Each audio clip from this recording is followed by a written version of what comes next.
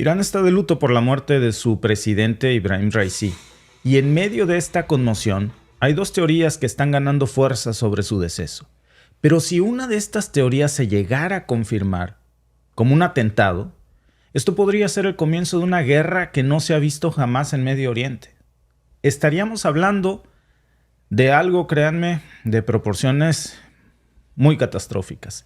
La primera teoría, por cierto, sugiere que esto fue un accidente, que fue causado, como decíamos ayer, a primeras horas cuando se reportaba sobre este suceso, pues provocado por las malas condiciones climáticas, por probablemente falta de mantenimiento.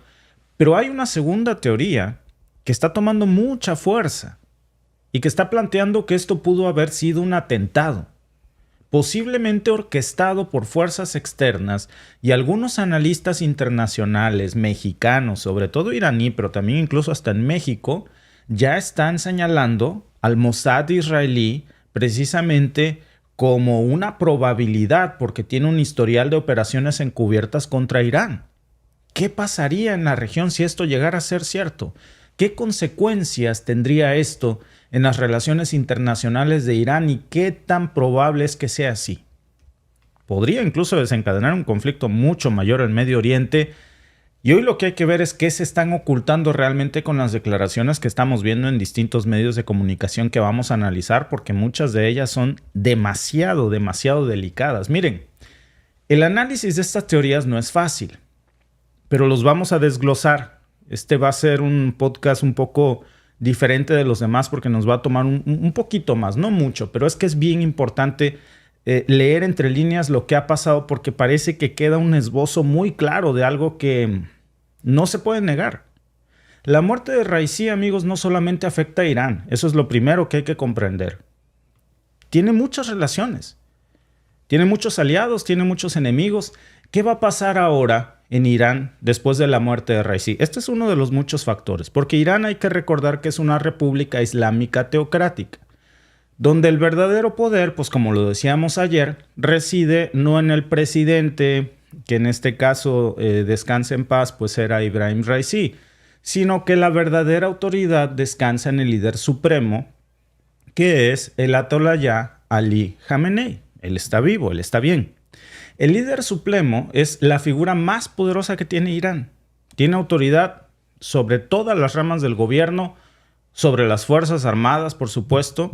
Tiene 81 años de edad, me parece, y ha estado en el poder desde 1989 y es visto como la máxima autoridad religiosa y también política. Tiene un rol que no solamente es simbólico.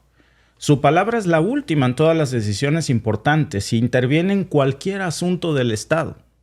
Él es el que supervisa el Consejo de Guardianes de Irán, un organismo que revisa la legislación. Él puede vetar candidatos a cargos públicos. Es decir, es básicamente un rey, por ponerlo de alguna manera, para que lo entendamos en nuestras tradiciones del mundo occidental, porque es difícil para nosotros comprender cómo funciona una teocracia, porque no estamos nosotros para nada familiarizados con esto en nuestros gobiernos. Al contrario, en México, por ejemplo, estaría totalmente prohibido cualquier manifestación religiosa gubernamental. Pero el presidente de Irán, el cargo que ocupaba Ibrahim Raisi, es la segunda figura más importante, o sea, tampoco era para menos. Y tiene un poder ejecutivo, tiene una influencia, pues digamos, limitada por el líder supremo y por otros organismos. Entonces, ¿el presidente cómo lo elegían? Fue electo por sufragio universal de cada 4 años. O sea, de alguna manera, aunque hay una teocracia, pero sí hay una democracia en elecciones presidenciales. Todos los candidatos tienen que ser aprobados, de hecho, por el Consejo de Guardianes. No cualquiera se puede postular. Y este consejo, que digamos que es el INE iraní, está compuesto por 12 miembros, pero la diferencia es que aquí son 6 clérigos nombrados por el líder supremo y 6 juristas que son seleccionados por el jefe del Poder Judicial y ratificados pues, por el Parlamento. Entonces, con la muerte de Raisi, la sucesión hoy no es simplemente una cuestión de elecciones. Pero ¿qué pasa, amigos, si se confirma que esto fue un atentado? Esto no solamente va a desestabilizar a Irán internamente, sino que también podría provocar una respuesta militar contra los supuestos responsables.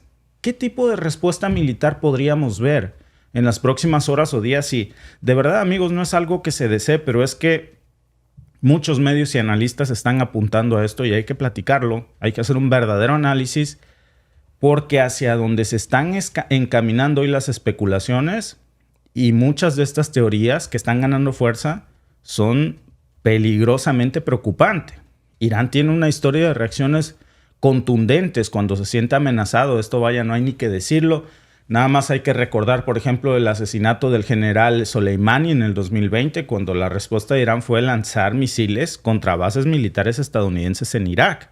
Y eso que se trataba de Estados Unidos. Es decir, a Irán no le tiembla la mano cuando se trata de tomar represalias por actividades o actos en los que se siente agredido. ¿Podría pasar algo similar ahora?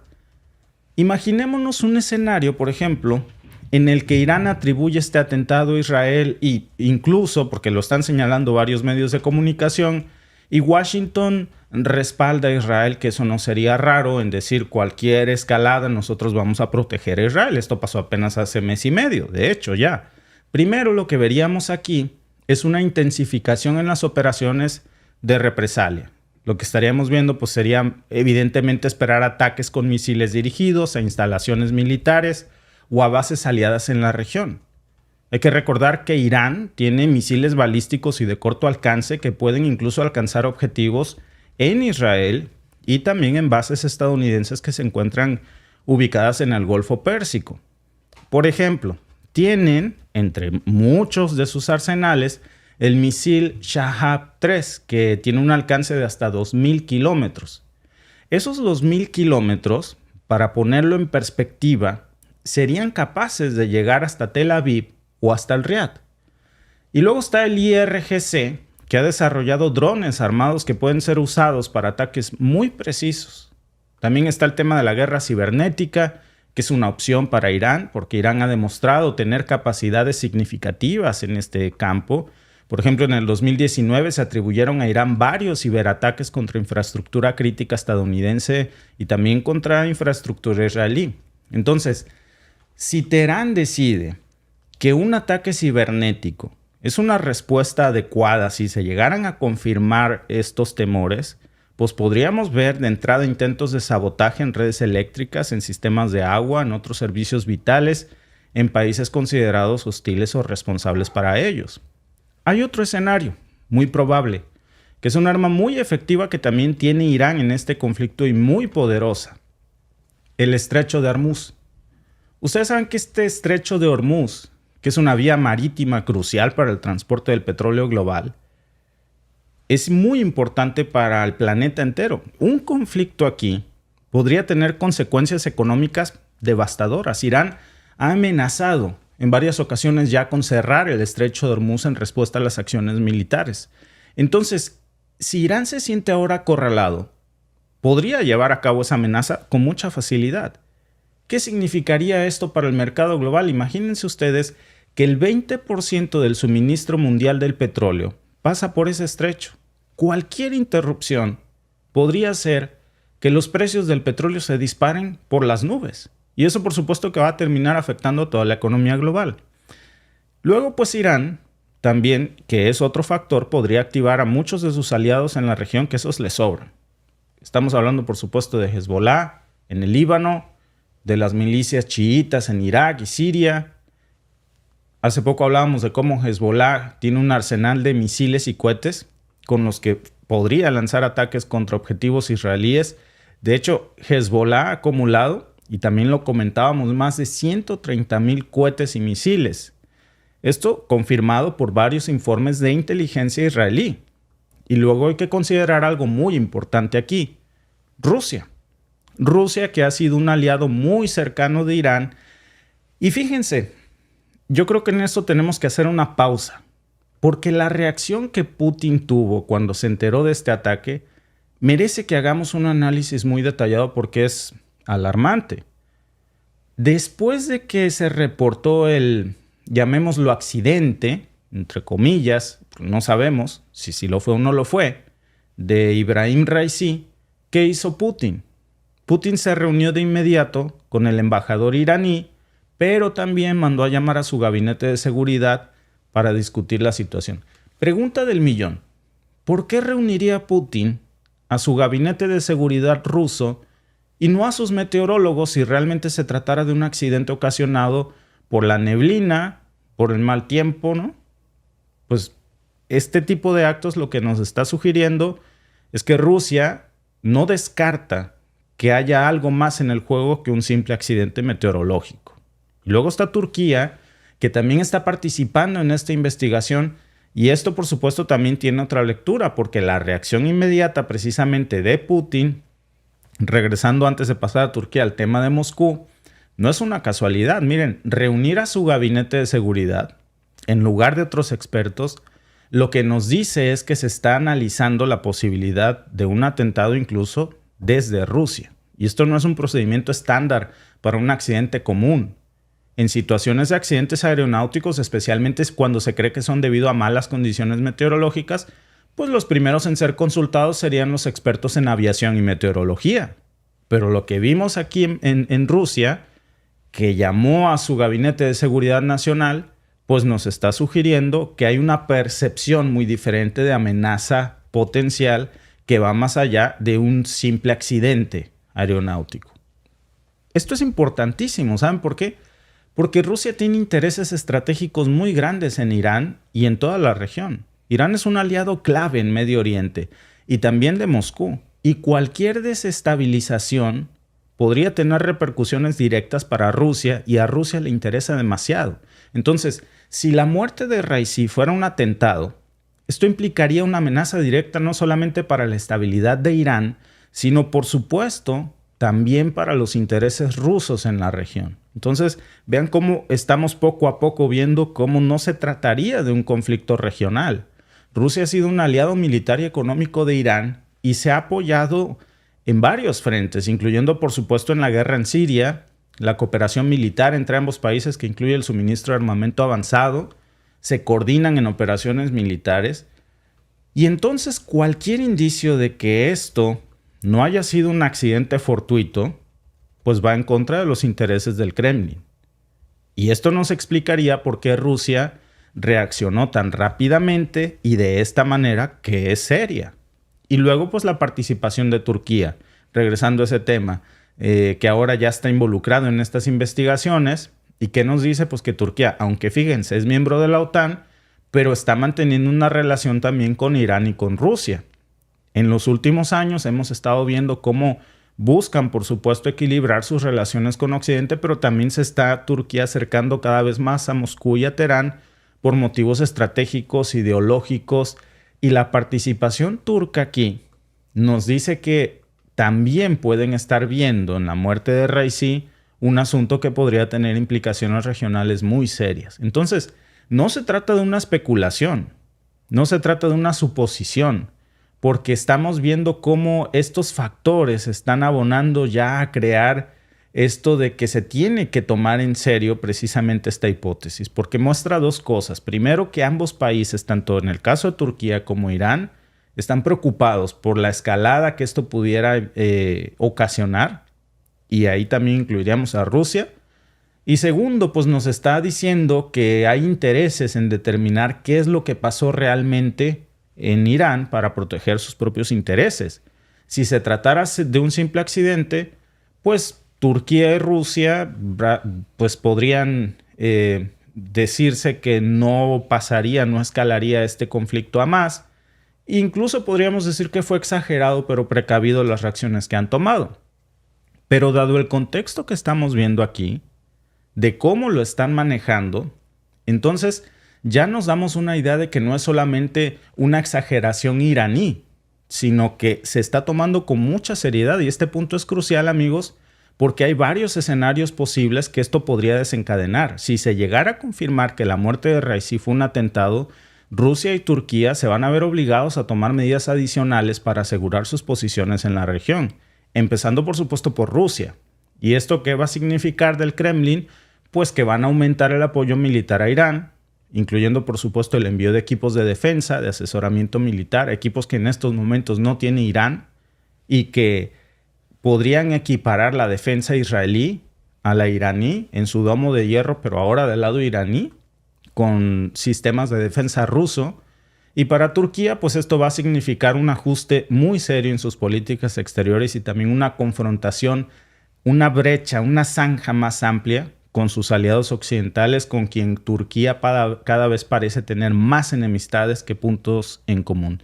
Y aquí es, fíjense, donde muchos medios iraníes y también muchos analistas, por cierto, les decía yo, no solamente de Irán o de Medio Oriente, de todas partes del mundo. Tú me comentabas, Alba, de hecho, en la mañana. Sí, de hecho, hoy en la mañana, el doctor Alfredo Jalife, que es mexicano, le dio una entrevista a RT y me llamó mucho la atención su entrevista, que por cierto está muy buena.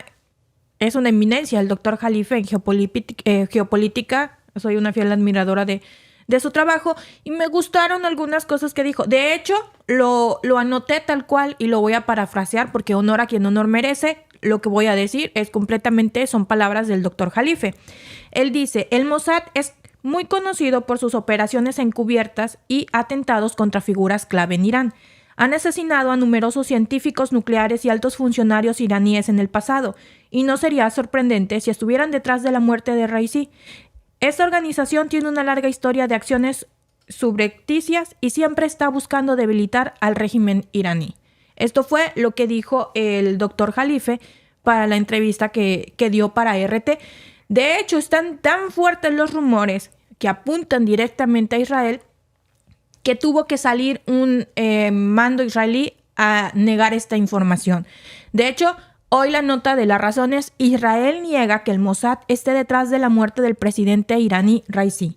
Un portavoz israelí rechaza los rumores que apuntan a que la agencia de inteligencia hebrea participó en el accidente del helicóptero en el que murió el mandatario persa. Luego dice, Israel no estuvo involucrado en la muerte del presidente iraní Ebrahim Raisi, en el accidente de helicóptero en el que también murieron varios miembros de su equipo, incluido el ministro de Exteriores. Así lo ha asegurado un funcionario israelí a los periodistas. No fuimos nosotros, dijo el funcionario, quien pidió el anonimato. Desde el domingo por la noche hasta el lunes por la mañana circularon rumores en las redes sociales que alegaban la participación del Mossad en el accidente del helicóptero. La muerte de Raisi se produce un mes después de que Irán atacara a gran escala territorio israelí con cientos de drones y misiles que no causaron daños ni muertos, debido a que fueron neutralizados por la cúpula de hierro israelí con la ayuda de aviones de aliados árabes y occidentales. Israel e Irán son enemigos desde el triunfo de la Revolución Islámica de 1979. En los últimos años, Israel ha pedido a Estados Unidos y a los países occidentales que intervengan para detener el programa nuclear iraní. Sí, fíjate, Alba, justamente en esta última parte de la razón de la nota que nos estás comentando, yo creo, y hablando por cierto de la razón, que no sé si ustedes crean que en política hay coincidencias, pero justamente hoy se está anunciando, no nada más en La Razón, esto es en todo el mundo. Bueno, no en todos, ¿verdad? En los medios propagandistas no. Pero hay algo que no se puede pasar desapercibido. Miren esta nota y quienes crean que en política hay coincidencia, pues bueno, no tendrá mucha relevancia. Pero para quienes crean que aquí nada es coincidencia, prestemos atención porque hoy finalmente el fiscal del Tribunal Penal Internacional está pidiendo órdenes de arresto para Netanyahu y el líder de Hamás. El primer ministro israelí hoy está acusado ya de crímenes contra la humanidad y de provocar hambruna como un método de guerra en algo que no tiene un precedente inmediato y es demasiado controvertido. Ya es oficial. Karim Khan, el fiscal jefe del Tribunal Penal Internacional, ya solicitó la orden de arresto y captura no solamente para el líder de Hamás, para una organización terrorista, sino para otra también encabezada por Netanyahu. Es decir, las acciones de Netanyahu barrieron parejo, entre otros también los está acusando, pero sobre todo lo que llama la atención es a Netanyahu, los acusa de crímenes de guerra, de crímenes contra la humanidad, y el Tribunal Penal de La Haya también ha pedido la emisión de una orden de arresto para el ministro de Defensa israelí, Yoav Gallant, y para varios altos cargos del grupo terrorista de Hamas por lo mismo, por crímenes de guerra y contra la humanidad a raíz de los ataques del 7 de octubre y todo lo que se ha desencadenado después. Es decir, ya no hay diferencia entre lo que hizo Hamas y lo que hizo el gobierno de Netanyahu. Bueno, sí hay una enorme diferencia, ¿verdad? 1,700 muertos contra 37,000. Es una enorme diferencia, perdón. Pero la Haya ha afirmado ya que las órdenes de arresto contra Netanyahu y Galán se deben a motivos razonables para creer que tienen responsabilidad penal directa en crímenes de guerra, crímenes contra la humanidad, cometidos en el territorio del Estado Palestina en la Franja de Gaza, al menos desde el 8 de octubre. Y entre estos cargos se le acusa a Netanyahu de causar exterminio, de provocar hambruna como método de guerra, de denegar suministros de ayuda humanitaria, de atacar deliberadamente a civiles en conflicto.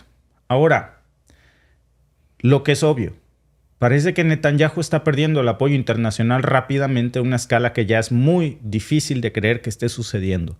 ¿Cómo podría, pensemos en esto, echémosle un poco de análisis geopolítico a esto porque, repito, en políticas no hay coincidencias?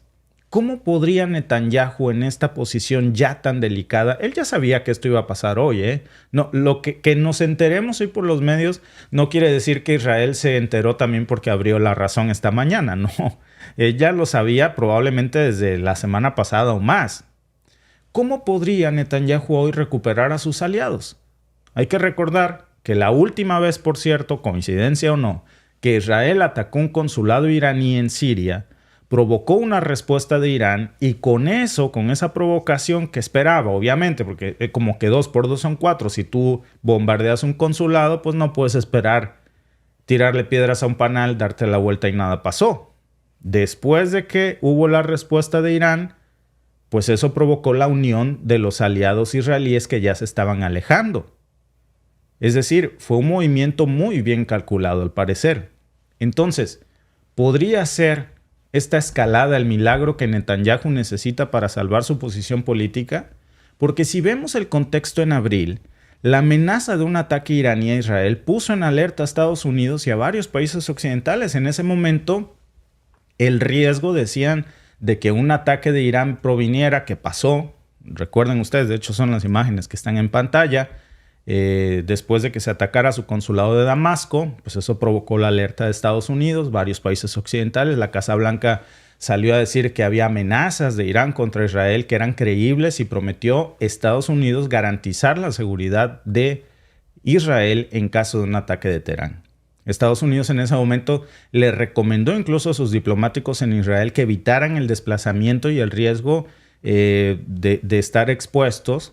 Y lo mismo hizo Canadá, Francia, India, Reino Unido, Australia. Le dijeron a sus ciudadanos que evitaran viajar a Israel, Irán y estados colindantes como el Líbano. Pero también, curiosamente, al mismo tiempo que esto pasaba, el mundo occidental, apoyado por Washington, se unió de nuevo con Israel, protegió a Israel frente y con tropas para proteger a Israel de los ataques israelíes, de los ataques iraníes. Entonces, finalmente lo que pasó es que el ataque iraní terminó unificando a los aliados de Israel que ya se estaban alejando más de sus acciones porque no querían verse involucrados.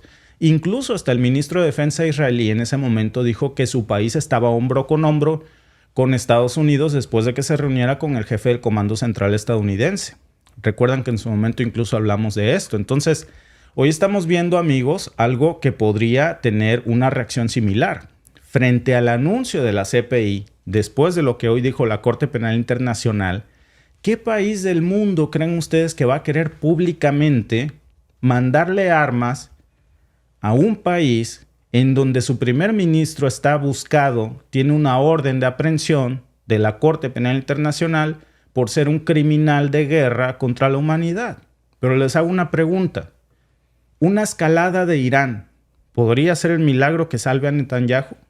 De nuevo, podría repetirse esto. Si Irán, esta hipótesis del atentado de Irán, si esto cobrara fuerza, por cualquier razón, e Irán tomara represalias de manera contundente, podríamos ver una respuesta masiva por parte de Israel.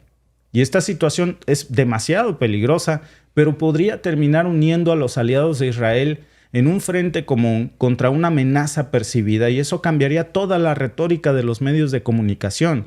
Ya nadie juzgaría a Biden por enviarle más bombas a Israel después de lo que dijo la Corte Penal Internacional, porque entonces estaríamos hablando de una situación totalmente diferente. Y Netanyahu, claro, podría utilizar esta crisis para desviar la atención de sus propios problemas legales y políticos, consolidando así su apoyo interno y externo, pero a un costo terriblemente alto que pondría al mundo al borde de una guerra mundial. Entonces, tenemos esta geopolítica, una escalada en la región que podría obligar a Estados Unidos y a sus aliados a reafirmar su apoyo a Israel, y la historia ya nos ha demostrado que en tiempos de conflicto estas alianzas siempre se refuerzan. Un ataque iraní a Israel podría justificar en estos momentos una intervención militar estadounidense y de todos los aliados occidentales, aun cuando la Corte Penal Internacional ha ordenado esta captura en contra de Netanyahu. No estamos nosotros precipitándonos a señalar a nadie porque no hay elementos en estos momentos para hacerlo, pero ante la escalada de estos rumores, que incluso ya hasta Israel oficialmente salió y dijo no fuimos nosotros, analistas internacionales de todo el mundo que están repitiendo con más fuerza que esto es posible, tenemos nosotros que pensar qué es lo que puede estar detrás de lo que estamos viendo en los medios de comunicación, Alba. Claro, mira, en este momento no podemos señalar a Israel. Muchos están diciendo que puede hacerlo. Por supuesto, tiene la tecnología, tiene la inteligencia, lo puede hacer. Si no lo hizo él, qué pésimo momento y qué buen momento eligieron el país que quiera estar en contra de Israel y decir, vean de lo que son capaces, porque en este momento está como dicen en mi pueblo, haya sido o no haya sido, todo el mundo lo señala, porque ya tenían el problema directo de hace un mes que les contábamos. Ya tenían el problema directo con Irán, tenían un pleito cantado, como se dice. Entonces, pudo haber sido que efectivamente no lo ordenara Israel, no lo hiciera Israel y lo hiciera alguien más. Y por supuesto, como tienen un pleito cantado, ¿quién es el principal sospechoso? Pues con el que se estaba peleando ya. Puede ser muy conveniente para alguien. Entonces, en este momento es muy aventurado decir que fue él, que tiene la tecnología, que tiene el armamento, que tiene hasta los intereses porque se estaban peleando, por supuesto. Pero fíjate, Alba, que este fin de semana las protestas pro-Palestina estuvieron en un punto de los más altos en todo el mundo. Aquí en Canadá son imágenes increíbles lo que vimos. O sea, se reportaron este tipo de manifestaciones, de marchas a favor de Palestina en Toronto, en Edmonton, en Montreal, en Calgary.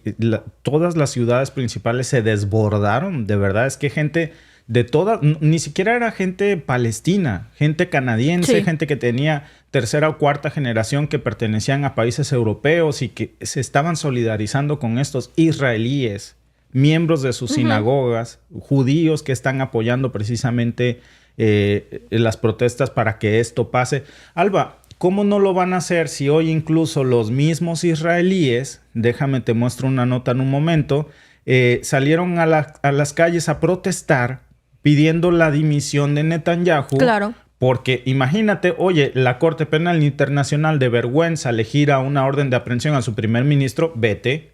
Necesitamos a alguien digno que nos represente. Claro. ¿Y sabes cómo reaccionó la administración de Netanyahu? Les mandó pipas con agua y los dispersaron. De verdad, Alba. O sea, tienen a un dictador ahí. Un dictador loco, además. Tienen a alguien que se sentó en la silla y que no la quiere soltar. Aunque todo su pueblo, como lo hemos dicho, se dice Israel, porque él representa al pueblo de Israel. Pero no toda la gente de Israel está de acuerdo con las acciones que está tomando Netanyahu. No tiene los niveles de aprobación muy altos. Los tiene muy bajos. De hecho, si hubiese elecciones en Israel, perdería en este momento porque tiene muy, muy bajos niveles de aceptación. Y pues para su muy mala suerte, se cayó el avión del presidente iraní, que como muchos decían ¿Mala o buena? Exacto. ¿Verdad? Como lo quieran ver. Pero bueno, vamos a poner mala suerte. Se cayó el helicóptero del presidente iraní. Y dice uno, puede ser un accidente. Por supuesto, los accidentes siempre ocurren. por las condiciones climatológicas. Pero iban 3 helicópteros y de los 3 solo se cayó uno, el del presidente. Entonces, si hubiesen sido las condiciones climatológicas, lo más lógico hubiese sido que los 3 hubieran tenido algún tipo de percance por las condiciones climatológicas. El clima no elige un helicóptero así como de y qué casualidad que elige el del presidente y los demás están bien. O sea, fue un accidente climatológico pues con mucha mala suerte o mucha buena suerte para alguien, ¿no? Pero lo delicado de este accidente es que vamos a ver qué represalias trae, porque ahorita hay muchos señalamientos que Israel, otros dicen que pudo haber sido Estados Unidos para mecer la cuna por allá, otros dicen que pudo ser... Lo que sí es que en este momento Irán no ha hecho ninguna declaración, están las investigaciones. Esperemos que salgan los resultados de las investigaciones para poder tomar cartas en el asunto, que ellos tomen y ver qué está pasando. Y no olviden votar en nuestra encuesta del día por YouTube. Y dice, ¿qué pasará si se confirma que la muerte de Raisi no fue un accidente?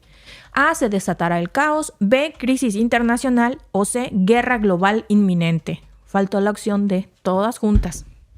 Sí, de verdad. Yo creo que por ahí va. Voten en la encuesta, amigos, porque es importante conocer su opinión. Realmente hay una escalada terrible en este tema. Y pues vamos a ver en qué termina esta situación, porque me parece, Alba, que más que terminar está apenas comenzando esta situación y es terrible. Mira, déjame leerte lo que dicen algunos de nuestros amigos aquí en el chat en lo que te muestro los resultados de la encuesta. Dice, hay dictadores buenos, tiranos son tiranos. Sí. Pues nada más que aquí tienen a un dictador tirano. O sea, ya olvídense de cómo...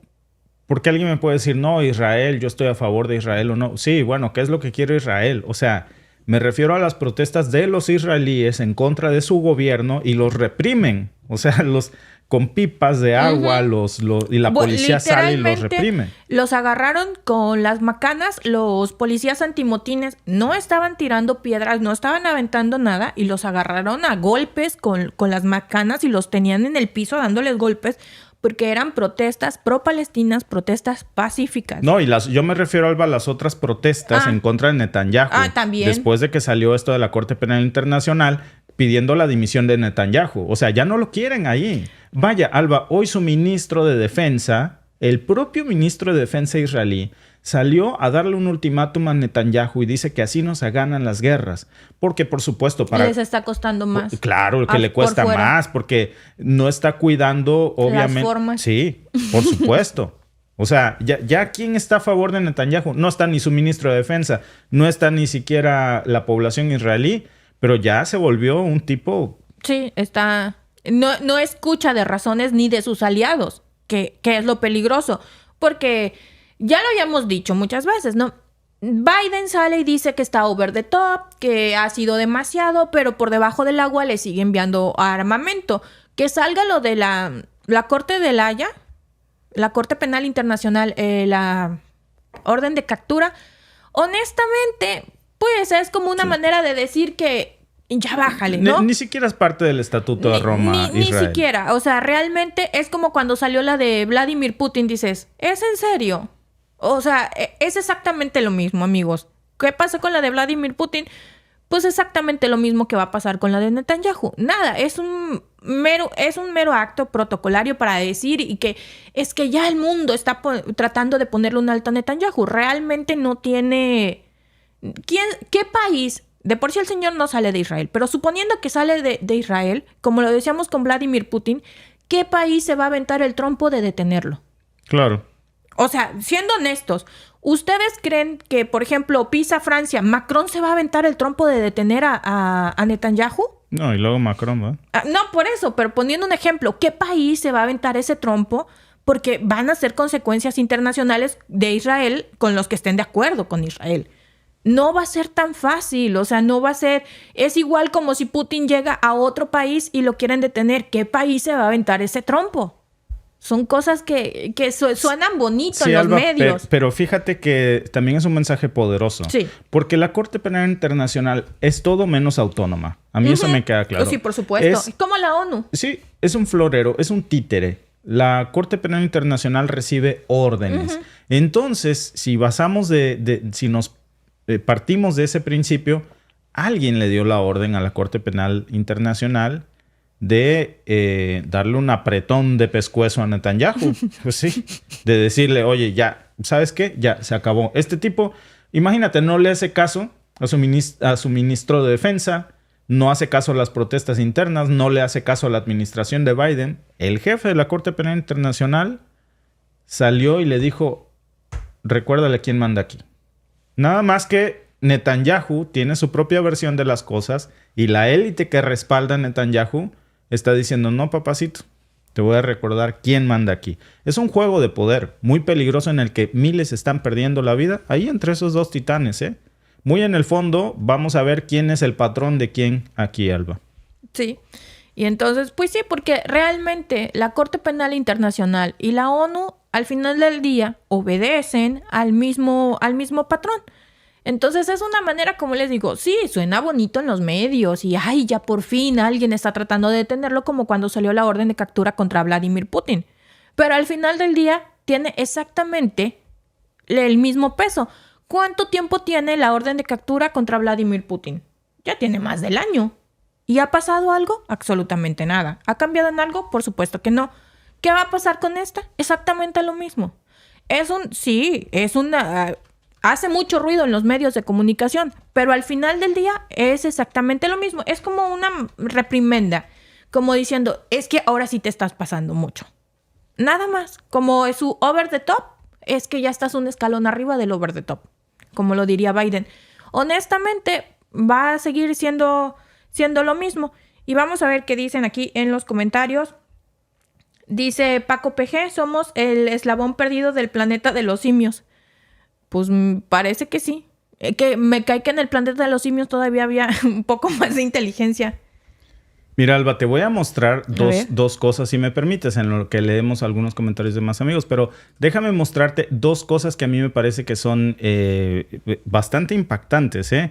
Una es una carta. Ahora que se acaba de aprobar esto de la Corte Penal Internacional, déjame recordarte, para los que no sé si ya lo habíamos comentado, pero hubo una nota hace unas semanas precisamente de unos senadores republicanos que mandaron precisamente a la Corte Penal Internacional, intimidando a los miembros de la Corte si se atrevían precisamente a sancionar a Netanyahu. Se las voy a poner por aquí para que ustedes la vean y déjenme recordarles lo que decía precisamente esta carta, que me parece, Alba, que su contenido es indignante. En una breve carta de una página firmada por 12 senadores republicanos, amenazaron a Khan con penas severas ante cualquier intento de la Corte Penal Internacional de responsabilizar a Netanyahu y sus colegas por sus acciones en Gaza.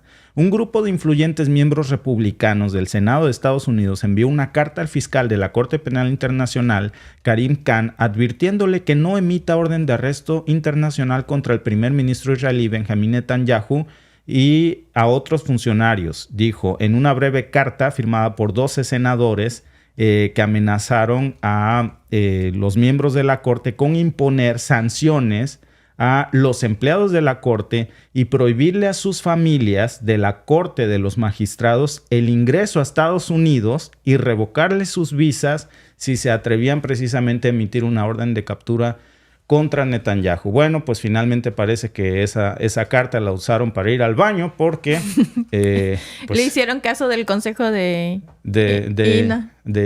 Ina Afinogenova. A ver si ahora sí ya lo digo bien. No digo luego su apellido bien.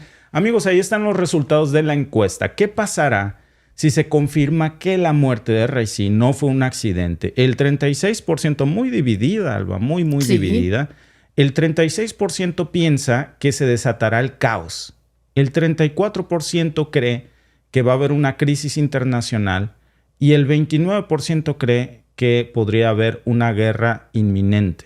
Y como dices tú, hay una opción más, que es que se desaten todas al mismo tiempo, sí, porque es un juego de poder muy delicado, pero yo no creo en las coincidencias, amigos. Y cuando vemos, Alba, que justamente el día en que la nota es la orden de captura contra Netanyahu, esta nota se ve eclipsada por otra fuente más, que es pues esta, te hace sospechar que qué coincidencias tiene la vida tan afortunadas para algunos y desafortunadas para otros. Sí. Y en política, amigos, es difícil creer en las coincidencias. Muy difícil. Gracias por vernos. Si te ha gustado este clip, síguenos en vivo para ver nuestro programa completo de lunes a viernes en nuestros canales de YouTube y Facebook. Suscríbete, comparte con tus amigos y déjanos tus comentarios. Te esperamos en vivo.